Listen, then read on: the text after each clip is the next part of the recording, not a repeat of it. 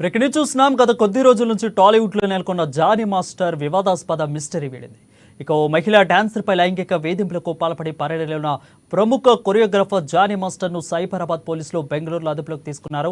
ఇక ఈ మేరకు ఆయనను హైదరాబాద్కు తీసుకొచ్చేందుకు ఏర్పాట్లు చేస్తున్నారు. కాగా తనపై లైంగిక వేధింపులకు పాల్పడుతున్నారని ఓ మహిళా డాన్సర్ ఇటీవల రాయదుర్గం పిఎస్లో కూడా ఫిర్యాదు చేసింది.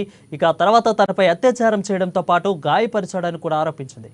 చెన్నై, ముంబై, హైదరాబాద్తో ఇతర నగరాల్లో అవుట్డోర్లకు షూటింగ్ చేస్తున్న సమయంలో అదేవిధంగా నార్సింగ్లోని తన నివాసంలో కూడా తనపై జానీ మాస్టర్ పలుమార్లు లైంగిక వేధింపులకు పాల్పడ్డారని ఇచ్చిన ఫిర్యాదులు పేర్కొంది. ఈ మేరకు రాయదుర్గం పోలీసులు ఫోక్సో కేసు కింద నమోదు చేసి దర్యాప్తు ముమ్మరం చేశారు.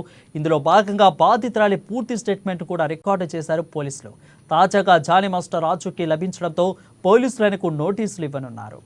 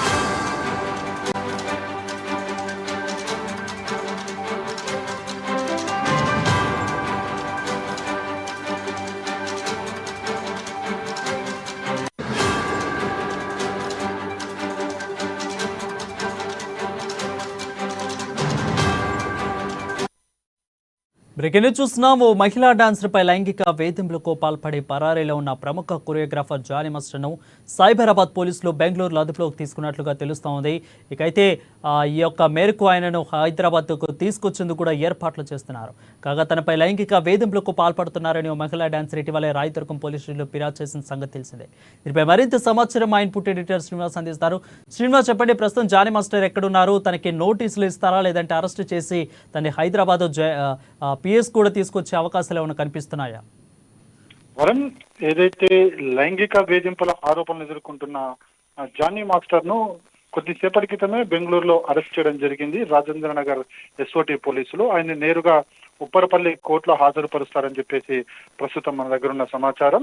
ఏదైతే లైంగిక వేధింపుల ఆరోపణలు ఎదుర్కొంటున్న జానీ మాస్టర్ మీద ఉచ్చు బిగుస్తుందని చెప్పొచ్చు. ఎందుకంటే తన తోటి మహిళా కొరియోగ్రాఫర్ తో ఆయన లైంగిక వేధింపులకు పాల్పడ్డారు. ఒక్క చోట కాదు, 2-3 చోట్ల ఇదే తరహా వేధింపులు చేశారని చెప్పేసి కూడా ఆ మహిళా కొరియోగ్రాఫర్ నార్సింగి పోలీస్ స్టేషన్ లో ఫిర్యాదు చేసింది. ఫిర్యాదు చేసిన తర్వాత జానీ మాస్టర్ కనిపించకుండా పోయారు. దాదాపు ఈ రోజు వరకు కూడా 5 రోజుల పాటు జానీ మాస్టర్ ఎక్కడా కూడా కనిపించలేదు. పోలీసులు అప్పుడే ఈ కంప్లైంట్ ఎప్పుడైతే తీసుకున్నారో అప్పటి నుంచి కూడా పోలీసులు 4 బృందాలుగా ఏర్పడి వివిధ ప్రాంతాల్లో జానీ మాస్టర్ ని వెతుకులాటే కార్యక్రమం చేపట్టడం జరిగింది. నెల్లూరు వెళ్లారు, అదేవిధంగా లఠక్ ప్రాంతం కూడా వెళ్లడం జరిగింది. అయితే పోలీసుల పక్కా సమాచారంతో బెంగళూరులో ఉన్నారని తెలిసి నిన్న బయలుదేరిన రాజేంద్ర నగర్ ఎస్ఓటి పోలీసులు ఈరోజు ఉదయం ఆయనని అరెస్ట్ చేయడం జరిగింది. జానీ మాస్టర్ ను అరెస్ట్ చేశారు. అయితే లైంగిక వేధింపులకు సంబంధించి ఆయన మీద ఏ సెక్షన్లు ఉండబోతున్నాయి, అదేవిధంగా కేవలం లైంగిక వేధింపులైనా ఇంకా ఏమన్నా ఉన్నాయా అన్న దాని మీద కూడా పోలీసులు ఆరా తీస్తున్నారు. ఈ మహిళా కొరియోగ్రాఫర్ తోనే ఈ తరహా ఈ లైంగిక వేధింపులు ఉన్నాయా, ఇంకేమైనా ఉన్నాయా అంతకు ముందనే అనేది కూడా పోలీసులు ఆరా తీయడం జరుగుతుంది. అయితే మరోవైపు చూసుకుంటే కనుక ఏదైతే జానీ మాస్టర్ మీద చర్యలు తీసుకోవాలంటూ కూడా ఇప్పటికే మహిళా కమిషన్ మహిళా సంఘాలు ఆశ్రయించడం జరిగింది. అదేవిధంగా బాధిత మహిళ కూడా ఉంది. సో ఖచ్చితంగా జానీ మాస్టర్ మీద చర్యలు తీసుకోవాల్సిందే అని చెప్పేసి కూడా డిమాండ్ పెరుగుతుంది. మరోవైపు సినిమా పరిశ్రమలో కూడా జానీ మాస్టర్ సంబంధించి అనేక వ్యతిరేకతలు వస్తున్నాయి.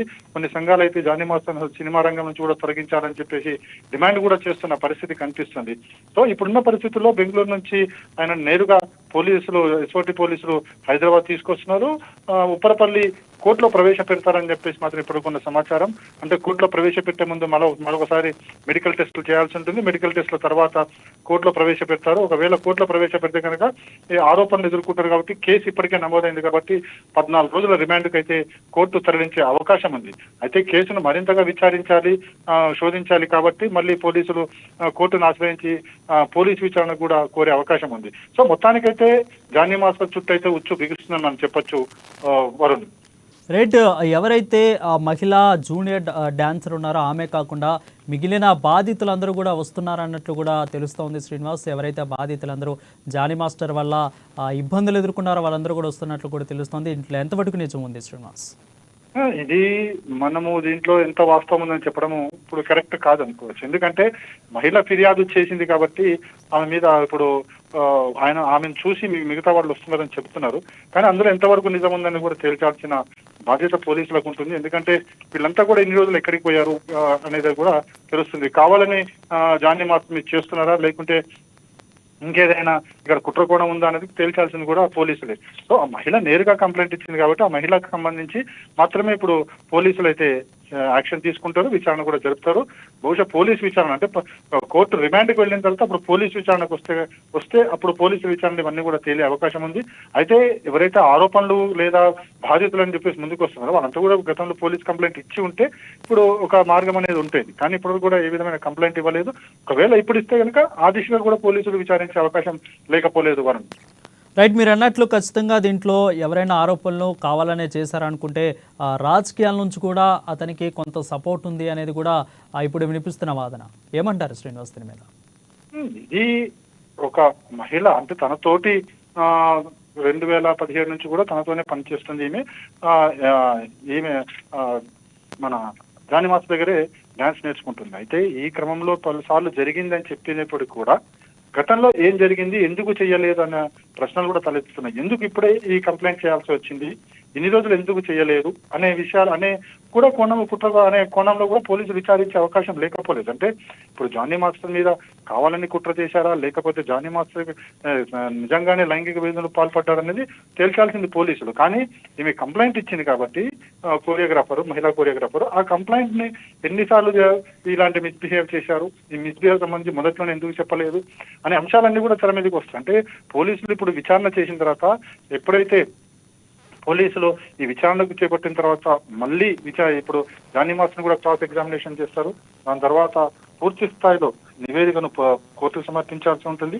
అప్పుడు ఏం జరిగింది అనేది మొత్తం వాస్తవంగా తెలుస్తుంది. అంటే పోలీసు విచారణలో జానీ మాస్టర్ చెప్పింది ఒకటే జరగదు. ఎందుకంటే పోలీసులు కూడా క్రాస్ చెక్ చేసే అవకాశం ఉంది, ఎప్పుడు జరిగింది ఎలా జరిగింది అన్న అన్నిటి మీద కూడా. సో ఇవన్నీ వాస్తవాలు బయటకు రావాలనుకుంటే కనుక జానీ మాస్టర్ని విచారిస్తేనే మాత్రమే బయటకు వచ్చే అవకాశాలు ఉంటాయి.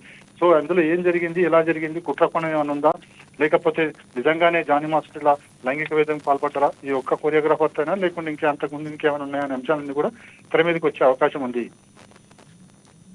Thank you Srinivas for the clear updates.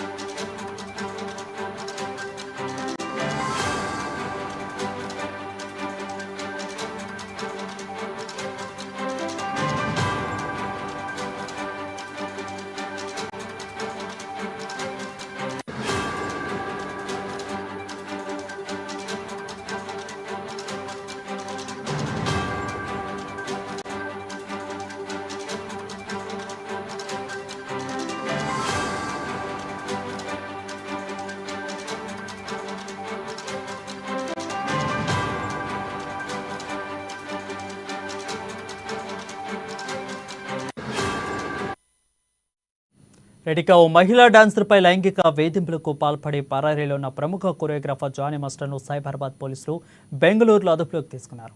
ఈ మేరకు ఆయనను హైదరాబాద్కు తీసుకొచ్చేందుకు ఏర్పాట్లు చేస్తున్నారు.